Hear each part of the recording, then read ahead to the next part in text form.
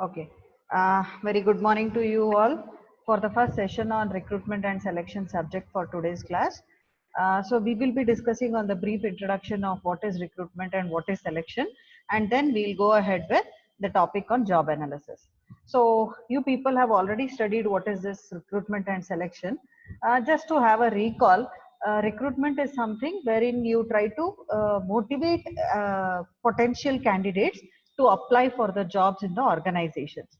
But whereas selection is something wherein once you receive those applications, later whatever you do to scrutinize and select the candidate, so that process we call it as selection here.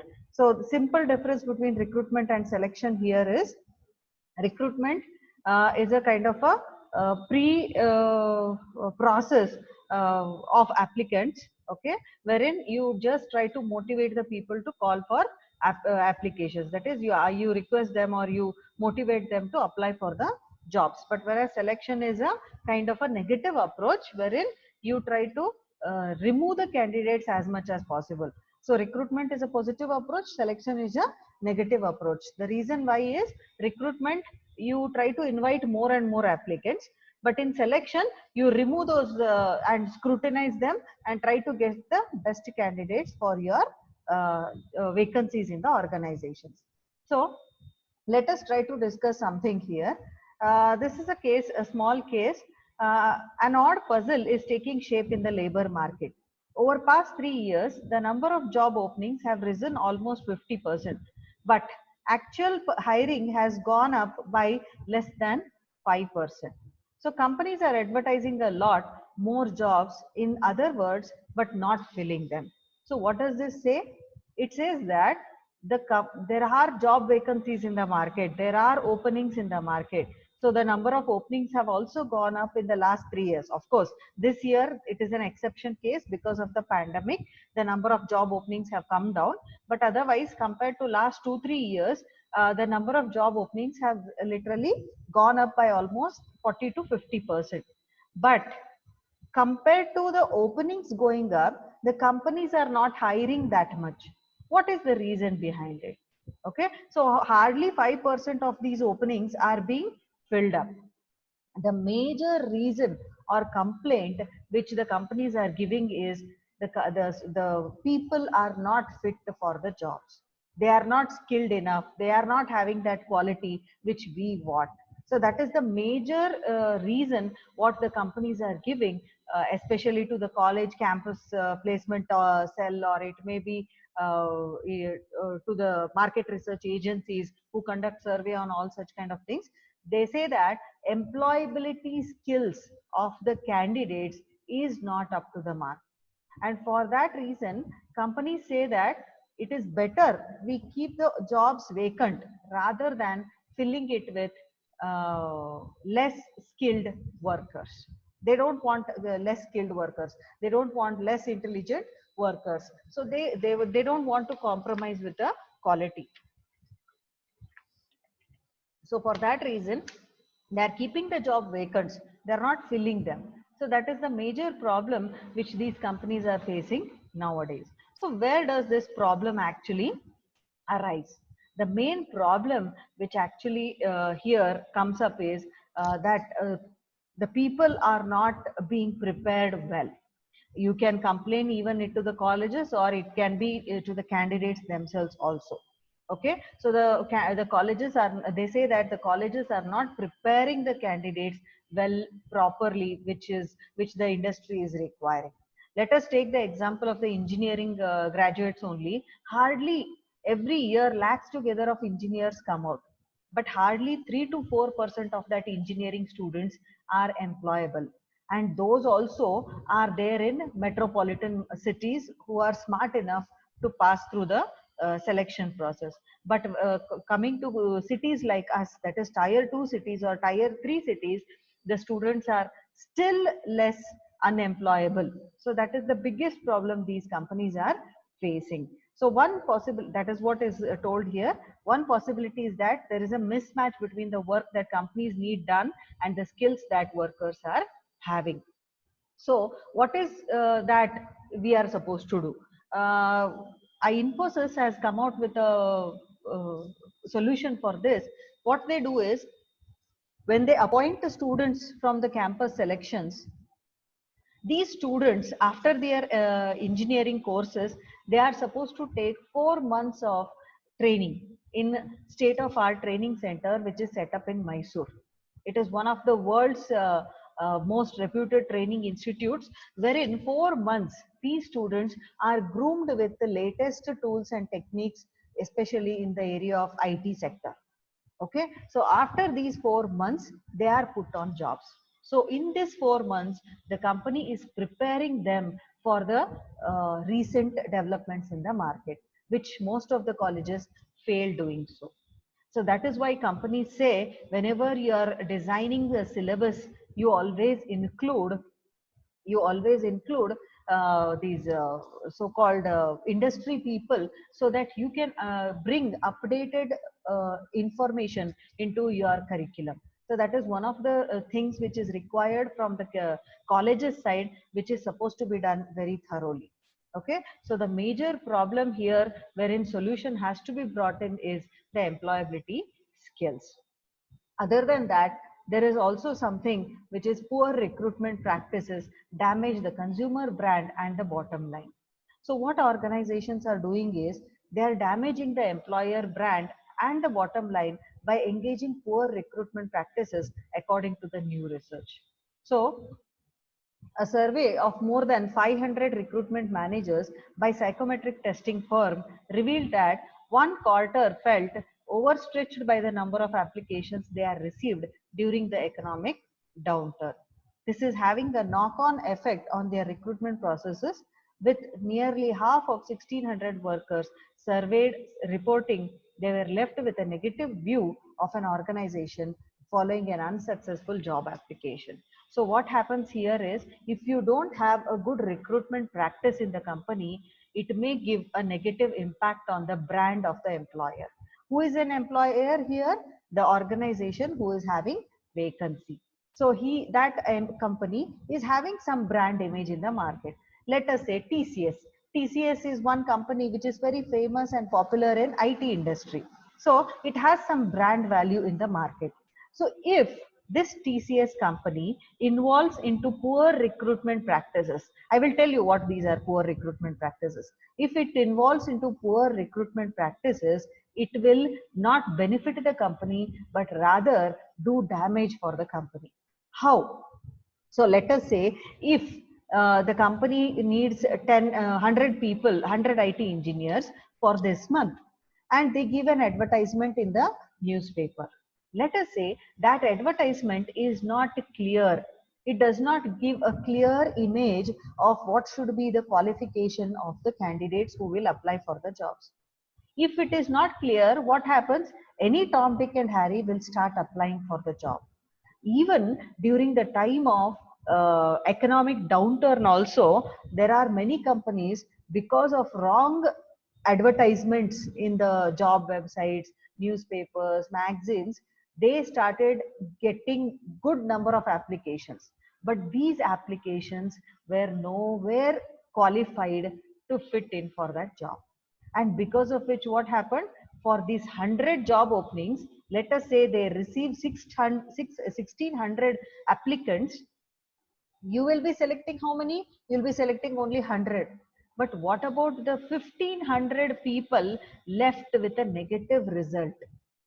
Okay, they are rejected. So what happens? They will start feeling that negativity, and they will start taking that negativity outside into the market, and start talking bad about the employer brand. So the company's brand image is being somewhere damaged here. So that is why, when you are recruiting the candidates, you should be very, very careful in terms of defining what kind of candidates you want for your organization. That is very, very important. That is why job advertisement is one chapter itself in your syllabus, which we will be discussing in the coming days. So the very important aspect is one, which is, yeah, one is the employability skills in the market, and second is poor recruitment practices. So these are some trends which you can observe in the organizations today.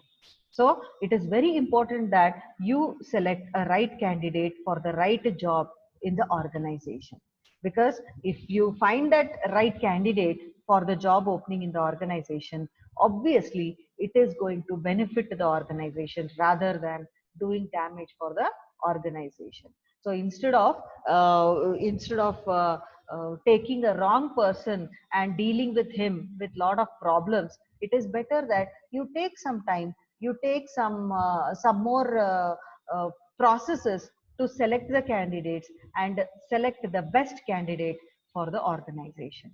Because one rotten mango can spoil the whole basket of mangoes. So here, one wrong recruitment, it may actually spoil the whole organization performance. So that is why you should be very, very careful when you are recruiting and selecting the candidates. So this is a question which may come up in the exam. What is recruitment and selection? Or what is the difference between recruitment and selection?